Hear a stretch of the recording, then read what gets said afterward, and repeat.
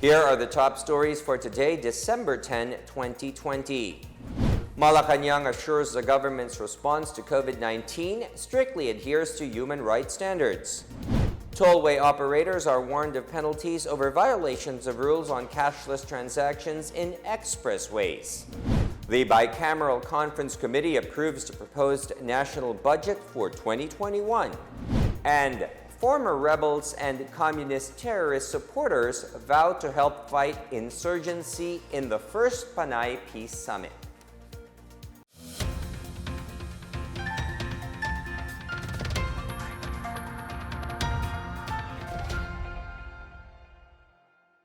Good day, I'm William Theo. Welcome to the PNA Newsroom. Malacanang maintains that the whole of government response is in strict accord with human rights standards. According to Executive Secretary Salvador Medialdea, these human rights standards were observed in identifying and prioritizing beneficiaries. It also guarantees equal treatment in the enforcement of rules and regulations. During the celebration of the 72nd anniversary of the Universal Declaration of Human Rights and observance of International Human Rights Day, Medialdea said human rights compliant efforts of the Philippine government will allow our country and our people to recover from the pandemic better. He also said that the movement of people was contained in accordance with the law and healthcare policies. He said Republic Act number 11469, also known as the Bayanihan to Heal as One Act, and Republic Act number 11494, or the Bayanihan to Recover as One Act, also known as Bayanihan 2, are among the measures on reducing the impact of the pandemic on Filipinos. He also explained that the government's National Action Plan for COVID-19 have resulted in better resilience, prevention of transmission through reduced contacts, shortened infection periods of individuals, and the setting in place of accessible quality hospital and healthcare services. The government is intensifying its efforts to combat the problem on involuntary hunger and food security in the country. At the forefront of the government's anti-hunger campaign is the Task Force Zero Hunger chaired by Cabinet Secretary Carlo Nograles. Nograles said the task force has partnered with the private sector and non-profit organizations under the Pilipinas Contra Gutom program.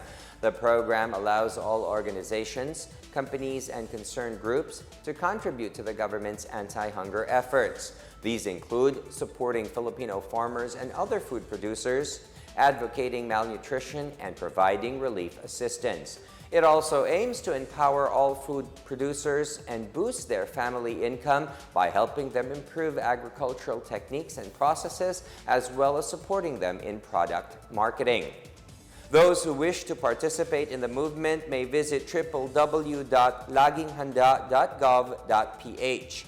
Private corporations, non-profit organizations, and other civil society groups may send an email to pkg@ph.mcd.com. The hearings on the impeachment complaint filed against Supreme Court Associate Justice Marvin Leonin could start next year. According to House Deputy Speaker Rufus Rodriguez, Vice Chair of the House Justice Committee, the determination of the form and substance of the impeachment complaint could take place next year because Congress has only a week left before its recess on December 18. He said they cannot rush the hearing because it involves the member of the highest magistrate, the highest court of the land, and that the complaint has yet to be referred to the committee. Leonin is facing an impeachment complaint for alleged culpable violation of the Constitution and betrayal of public trust. This after Edwin Cordevilla of the Filipino League of Advocates for Good Government, or FLAG, submitted the impeachment complaint before the Office of the House Secretary General. In the complaint, Cordevilla accused Leonin of culpable violation of the Constitution for allegedly failing to dispose of at least 37 cases within 24 months. Cordevilla said this violates the constitutional mandate requiring the speedy disposition of cases. Leonin has insisted that the issues raised in the impeachment complaint are false. Meanwhile, Ako Bicol Representative Alfredo Garbin, another vice chairman of the Justice Committee, said the members of the panel will decide on the merits of the case. Farmers continue to receive assistance from the government amid the crisis situation. In Bukidnon, farmers received about 15.8 million pesos worth of agricultural interventions from the Department of Agriculture. Among these are farm machineries and equipment given to farmers, cooperatives, and organizations in the town of Impasugong. The local government unit and its stakeholders also unveiled the proposal to establish an Indigenous Peoples Economic Zone. PCOO Secretary Martin Andanar, who is also the designated Cabinet Officer for Regional Development and Security of Northern Mindanao, lauded the efforts of the department. He said these will greatly benefit farmers and can be used as tools to encourage more members of the communist terrorist groups to surrender the armed struggle. He assured that the government will continue to look after the welfare of the agriculture and fishery sector. Tollway operators are warned of penalties and possible suspension over violations of the implementing rules and regulations of cashless transactions in expressways. The Toll Regulatory Board, or TRB, said they have identified glitches on the implementation of the RFID system and ordered toll operators to aggressively pursue and consistently implement measures that would fix it. These include the immediate replacement of worn-out or defective RFID sensors, relocation of RFID installation and reloading lanes, maintenance or upgrade of system software, enhancing traffic management, and improving customer service. Following the suspension of the business permit of the NLEX Corporation by Valenzuela City Mayor Rex Gatchalian, the TRB said the matter is between the City of Valenzuela and the NLEX operator. The suspension of the permit forced the company to waive toll fees in its toll gates in the city. The Pasay City government has started the online applications and processing of business permits through the Pasay e-Business Go Live system. According to Mayor Emmy Calixto Rubiano, the new permit processing system is designed with a contactless feature to avoid the physical transactions between clients and workers, making it possible to prevent COVID-19 transmission while providing public service. The National Bureau of Investigation confirmed the arrest of a suspect in the killing of Cebu lawyer Joey Luis Wee. Wee was shot dead as he stepped out of his car on his way to his office in Cebu City on November 23. According to NBI spokesman Ferdinand Lavin, the suspect was identified as Fausto Edgar Peralta. He was tracked down and arrested in Laguna on Tuesday night. The NBI is still conducting its follow-up operations. Still to come, the Bicameral Conference Committee approves the proposed national budget for 2021. Cebu City adjusts its curfew hours to observe the Misa de Gallo. More on this when the PNA Newsroom continues.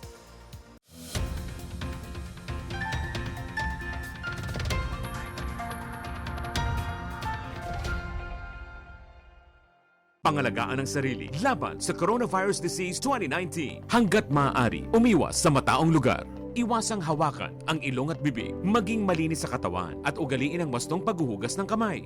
Takpan ang ilong at bibig kung uubo o babahing. Umiwas sa mga taong nagpapakita ng sintomas ng coronavirus disease gaya ng lagnat, ubo at sipon. Magsuot ng face mask kung kinakailangan. Basta't sama-sama at laging handa. Kaya natin to. Isang paalala mula sa DOH, PCOO, KBP at ng himpilang ito.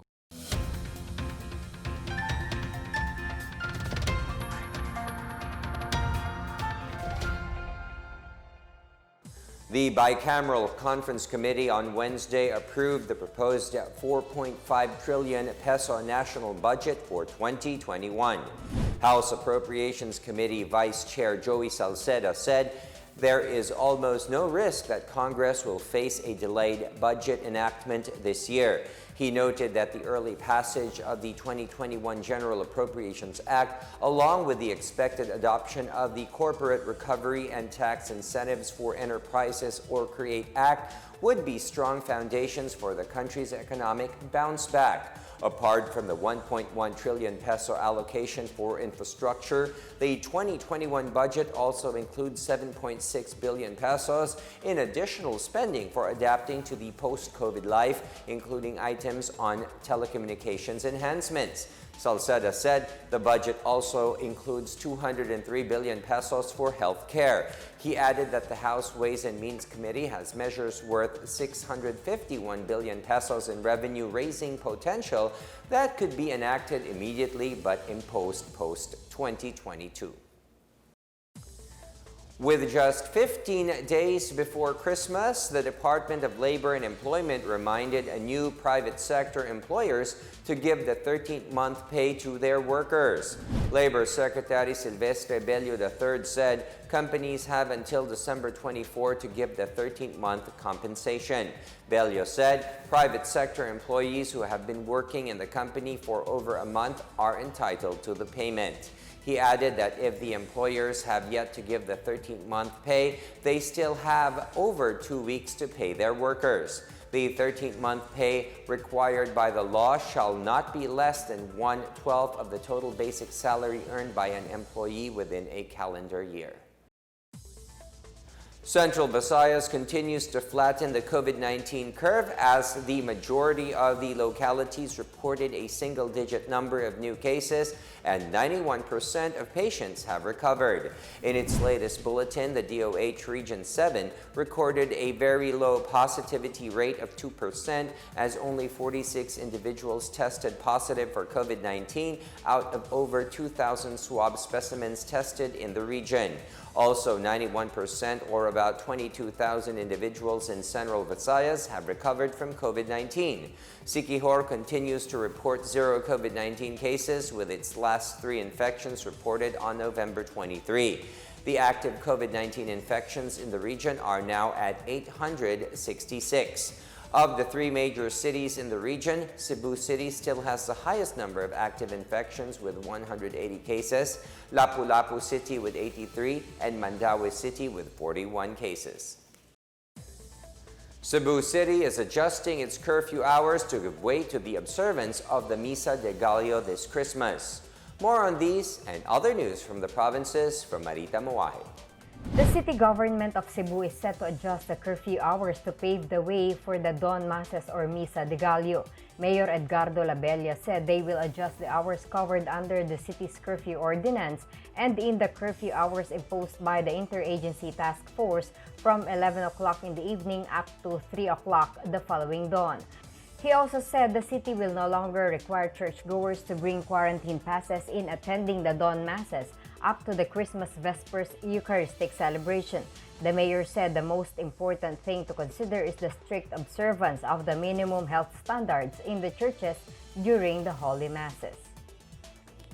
In Samar, Calbayog City Mayor Rolando Aquino has approved Executive Order number 39 prohibiting face-to-face caroling, Christmas parties in all private and public offices, and other large gatherings that would risk the spread of the virus. The directive will be enforced until January 3 next year. The city government has allowed the Catholic Church to hold the 9-day Simbang Gabi in village chapels but with 50% capacity and physical distancing. From December 24 to 26, namamasko or Christmas wishers are not allowed to roam the city. Use of firecrackers and other pyrotechnic devices and playing of videoke or karaoke machines are also prohibited. Meanwhile, the Police Regional Office in Cordillera will heighten its security amid the observance of the holiday season without a truce with the New People's Army. Brigadier General Arwin Pagkalinawan, Procor Regional Director, said during a press conference on Wednesday that the police, including the military, will jointly operate against the NPAs. He expressed confidence that the communities themselves will help provide information on the presence of NPA, as shown in the past months where declaration of persona non grata for the left-leaning organizations were declared. For the PNA Newsroom, I'm Marita Muahe. The Philippine coconut industry has more than enough untapped capacity to meet the anticipated growth in demand for virgin coconut oil, which has shown to prevent the progression or severity of COVID-19. The United Coconut Associations of the Philippines and VCO Producers and Traders Association of the Philippines are encouraging government agencies to support and promote COVID-19 natural alternative options. UCAP Executive Director Yvonne Agustin said coconut oils and their inherent medium-chain triglyceride properties have long been recognized for their antiviral action. Marco Reyes, president of the VCO Producers and Traders Association of the Philippines, said VCO is an age-old daily diet not only of Filipinos but in other tropical countries in Asia, the Caribbean and Pacific Islands, and in Africa. With renewed public interest in VCO, MCT and other coconut oils alternative health benefit stakeholders are seeking a 20% growth in the demand by 2021.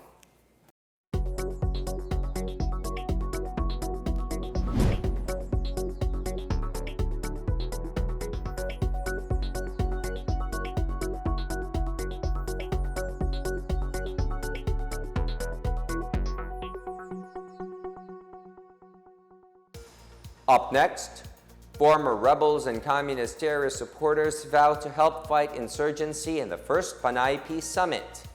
And Davao City vows to continue spending Christmas with IP communities under the new normal. More on these when the PNA Newsroom returns.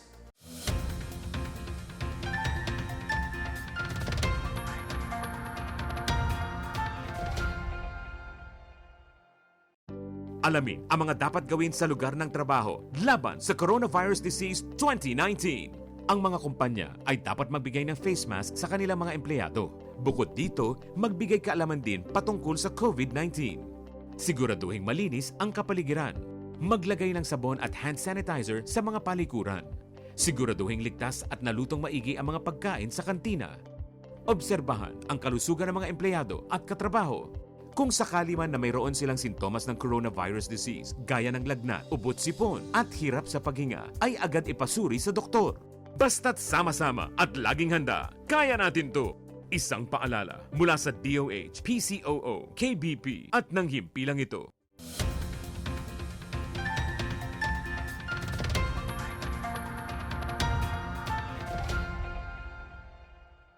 Over 1,000 former rebels and communist terrorist group supporters gather in person and through video conference for the first Panay Peace Summit in Pasay City, Iloilo on Thursday. The gathering is an initiative of the Regional Task Force to End Local Communist Armed Conflict Western Visayas and the Army's 301st Infantry Brigade of the 3rd Infantry Division. Participants vowed to promote peace and put an end to local insurgency. In a speech, PCOO Undersecretary Lorraine Marie Badoy urged the youth to never join organizations that will ask them to surrender their dreams. 55 beneficiaries of the Tulong Panghanapbuhay sa Ating Disadvantaged Displaced Workers program in the municipality of San Remijo, Antique started working on Wednesday. Dole Antique Provincial Director Melissa Navarra said beneficiaries started with community gardening and drainage cleanup activities. The recipients of the Dupad from Barangay San Rafael, Bugo, and other neighboring areas will be working for the next 10 days right in their barangays. They will be paid 395 pesos daily. Meanwhile, Mayor Margarito Michon Jr. said that the Dupad implementation will help his constituents who have no other source of income at this time of the pandemic. He urged his constituents to show their dedication to work and to abide by the policies of Dole in the implementation of Dupad. Residents of the municipality of San Remijo availed of medical dental services conducted by the Antique Task Force to End Local Communist Armed Conflict in Barangay San Rafael on Tuesday. Over 800 residents of Barangay San Rafael, Sinundulan, Alegria, and other adjacent places in San Remigio availed of the medical dental mission and other various services of the NTF-LCAC. Aside from the medical dental mission, the Armed Forces of the Philippines Tactical Operation Group 6 also offered free haircuts. Governor Rodora Cadyao also helped distribute face masks and face shields to the beneficiaries, while Lone Antique Representative Loren Legarda urged everyone to support Executive Order Number 70 or the whole-of-nation approach to attain peace. In Negros Occidental, at least 25 insurgency-cleared barangays received television sets with learning modules during the launch of the retooled Community Support Program's TV Aralan series on Wednesday. The recipients are part of the first batch of the 77 cleared villages in the province. Governor Eugenio Jose Lacson said the program prioritizes the delivery of basic services and social development assistance and facilitates participatory initiative of all sectors in the attainment of the country's peace agenda. The TV Aralan series is being implemented by the DILG Western Visayas in partnership with the Regional Task Force to End Local Communist Armed Conflict. The Tourism Promotions Board has earmarked 10 million pesos to subsidize the COVID-19 testing of travelers and tourism workers in Bohol. Tourism Chief Bernadette Romulo Puyat said the allocation would cover at least 50% of the travelers' RT-PCR test, as well as the testing of tourism frontliners on the island. TPB Chief Operating Officer Maria Antoinette Velasco Aliones said similar support was likewise extended to several destinations such as Boracay and Baguio City. A separate 10 million peso subsidy was also allocated for the RT-PCR test of all tourists regardless of the destination they are visiting, so long as the place has been reopened. This is in partnership with the UP Philippine General Hospital. The initiative was proposed following the DOT and TPB's assessment months after Boracay reopened last October. Bohol announced its reopening to tourists beginning December 15. The spirit of Christmas remains alive in Davao City under the new normal, even as most of the city's community-based activities have been canceled. Mayor Sara Duterte has announced that Davao City will no longer have Christmas events usually lined up for the Pasko Fiesta celebration, including the IP community-based celebrations. The mayor made the decision as the city revived stricter measures to contain the rising cases of COVID-19 infections. But the mayor said the annual Pahalipay sa Mga Lumad, the LGU's gift-giving program for the IPs, will continue. The LGU will give around 30,000 Lumad family gift packs this Christmas. Aside from the IPs, the sectors that will receive Noche Buena packs are daycare volunteers, community-based and center-based children, people living with HIV, persons with disabilities, and senior citizens. The local government has brought Christmas to the IP community since 2016. In her Christmas message, Mayor Sara highlighted the role of all the Davaoeños in the fight to overcome the COVID-19 pandemic.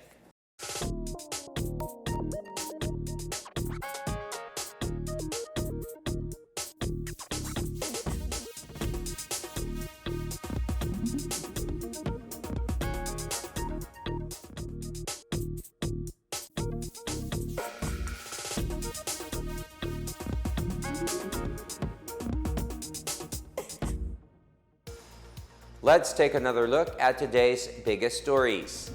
Malacanang assures the government's response to COVID-19 strictly adheres to human rights standards.